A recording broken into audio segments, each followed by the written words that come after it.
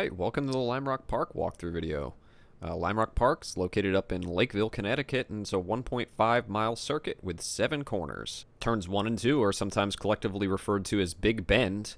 Then turn 3 is the left-hander and turn 4 is the right-hander. Turns 3 and 4 are collectively known as the S's. After that, you progress down the no-name straight, which actually isn't all that straight, and a turn 5, the uphill.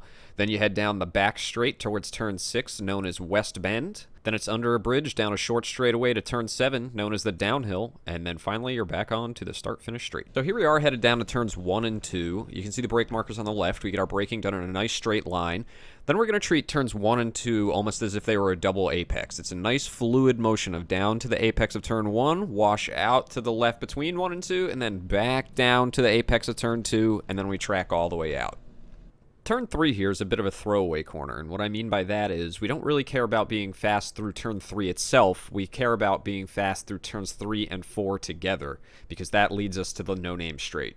So what we're going to do is move the car back over to the right to set up for the entrance of 3, and then we're going to keep the car high and turn in very, very late. You can see here what I meant by throwaway corner. Instead of tracking out all the way to the right, our car is placed all the way to the left because we're setting up for turn 4. Turn 4 is a nice easy right-hander. There's a bit of camber here, so you can carry some more speed through here than you would initially think. If you get onto the no-name, you can see that it moves right then left. We're just trying to keep the car as straight through that right-left section as possible. So this is the setup for turn 5, the uphill. It looks pretty flat, but unsurprisingly, the corner exit goes uphill quite a bit. The first thing you're going to notice is this tree on the left overhanging the track.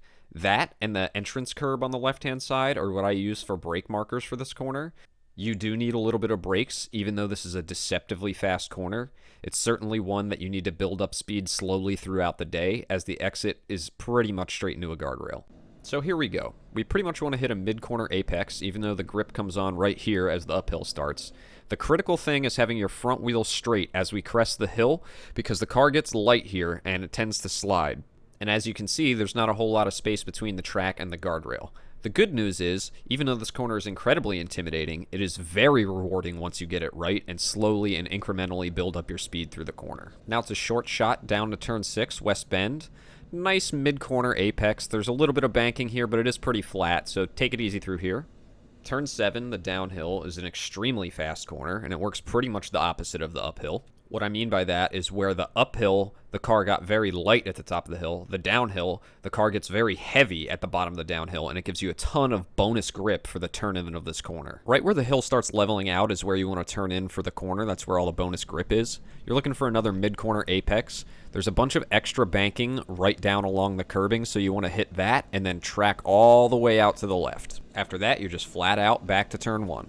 Now we're going to have a look at the whole lap. Here we are headed down for turn 1. I'm pointing my nose of the car straight for the apex, doing my braking in a nice straight line. Get turn 1, it's the apex, move the car out as far as I can between 1 and 2. Get 2's apex, track all the way out to the left. Then I bring the car back over to the right. Going to keep the car nice and high, waiting for that late turn in. So I'm going to be track left, coming out and setting up for turn 4. The nice banking on the corner here is going to let me pick up throttle and head down the no-name. I'm just trying to keep the car as straight as possible between this little S section here as I head for the uphill. Little bit of brakes just by the tree, hit that mid-corner apex, pick up the grip, nice and straight wheels coming up over the top of the corner.